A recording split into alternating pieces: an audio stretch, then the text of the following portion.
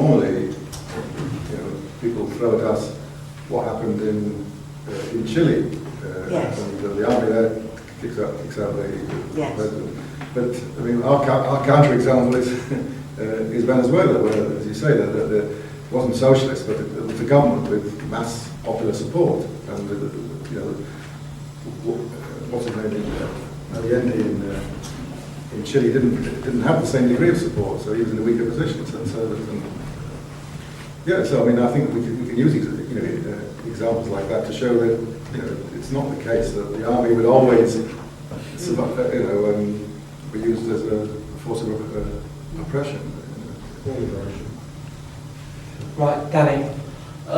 Yeah, one of the things that attracted me to the party was its approach to revolution.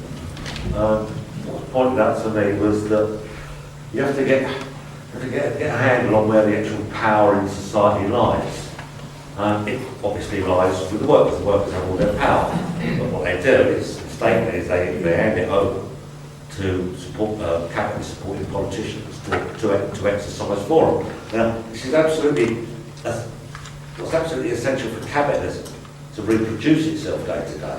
It has to be seen by the majority of us who actually have this power to be legitimate.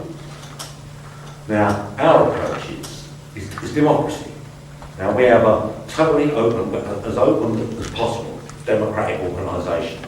Now, if you have a party like ours and it starts to grow and it starts to trouble the ruling class, well, the only way it can act against us is undemocratic. Now, it claims to be democratic because it holds elections to get its legitimacy. So if it starts attacking us undemocratically, then it starts to lose its legitimacy in the eyes of those out of power, the working people of this world. So essentially, the way we approach it is, as far as I'm concerned, it's foolproof.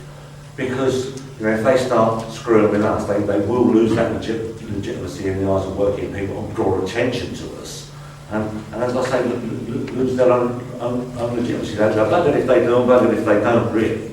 And, I mean, in our favour if they start, trying to badmouth us or start sort of tinkering with democracy or whatever, because then they'll lose that legitimacy, and we'll gain more of it. You're anticipating talk this afternoon and the talk tomorrow morning. Oh, I agree with you. Can I just say we haven't got democracy in this country. All we've got is democratically elected dictators. We haven't got democracy in here. Well, it depends what we mean by democracy. I mean, the various definitions of democracy. Well, there are, yes. They haven't got the definition. I mean, they haven't got the definition. Well, even the original Democrats' definition of democracy. That's certainly haven't got our definition of democracy. But they've got some limited democracy. Yeah. I mean, but it's limited. I mean, actually, there's a theory which is called I think it's elite democracy, where what the choice is you're electing some people to power, but that's all you do. In fact, in elections, people seem to have adapted their voting behaviour to this. It's an election to sort of plebiscite. You either give thumbs up or thumbs down to the people who are in power, and that's the limit of it. But still, we would say that the electoral processes and things are democratic enough to be used by a socialist majority once they become a majority. The imperfections and things won't hold us up. It was when the party was formed, they used to ask, "What are you going to do about the House of Lords?" And what we should have done would be the same as Lloyd George did, make everybody a member of the House of Lords. Well, I heard on a radio programme the politician Barry Ashdown say to an audience, he said, sometimes we really do know best. Well, all dictators think they know best. That's what they call democracy. Well, basically, our democracy is limited to who do we elect to manage the capitalist system. Who's the best manager of capitalism? For me in the United States, I'm limited to voting Democratic or Republican. They have a difference of opinion as to how capitalism can best be managed. That's the limits of democracy today. So you could say it's a dictatorship of the capitalist system, and we can vote within that. Because as Danny pointed out, it's because the workers go along with it. If the workers didn't go along with it, you know, when an election comes along, we don't elect these capitalist politicians. We send socialist delegates instead. It could happen. Right, anyone else? Danny, back to you. Yeah, I mean, our definition of democracy is when you have a society where all socially relevant information is available for everybody to have a look at. Now, what we have in our society is we have politics that's done in secret. And we don't find out what goes on in the cabinet, we don't find out what goes on in all these meetings. And what we have as well is we have business. Now, business is all done in secret. So, therefore, you can't have a real democracy. And our society is organised so that the rich fleece the poor, fleece the workers.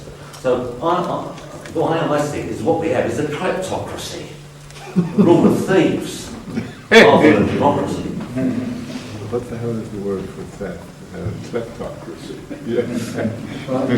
I was under the impression, particularly today, that the working class fleece themselves. They seem to be perfectly happy and satisfied that they've got a rent book or an overpriced mortgage and the bailiffs at the door, as long as there's a leader to tell them the soothing words that it's all going to be better tomorrow and there's going to be change and we just tighten our belts a little bit longer. They seem to like that sort of thing. Yeah, well, I mean, yeah, I sort of agree with Jacqueline because surely, yes, indeed, we have democracy, but it's a kind of sham democracy. I do remember some while ago listening to A.J.B. Taylor, of all people, who actually described our political setup as a limited oligarchy. I think we would probably say a limited plutocracy, but the element of democracy comes in the limitation. That's the only element of democracy we have, in that small limit that we actually place on the rule of the oligarchy, or the plutocracy. But they only allow that. They only allow that because the understanding is that the working class will vote the people into power who they need to be in power. I mean, I remember when I was back at school, sort of studying university, studying history for the late 19th century. It was the process whereby gradually the working class was seen as mature enough to be able to have the franchise extended. In other words, that was the kind of language of the time which was used to describe the process whereby the working class actually basically became tamed. The Chartist movement was in this country was finally fizzled out. The working class started to develop unions which would negotiate, which would actually cooperate with the capitalist class, and it was at that point that the franchise became extended to them. So democracy is actually a provisional condition, I think, in our society, based on the fact that the capitalist class actually accept that the working class will support what they actually need to be supported. I think it would be quite accurate to describe the system that exists in this country and in the world at large as being a dictatorship of capital, because although people sometimes use the word democracy, in reality it's confined to voting a general election once every 4 or 5 years, and county council elections, elections. In other words,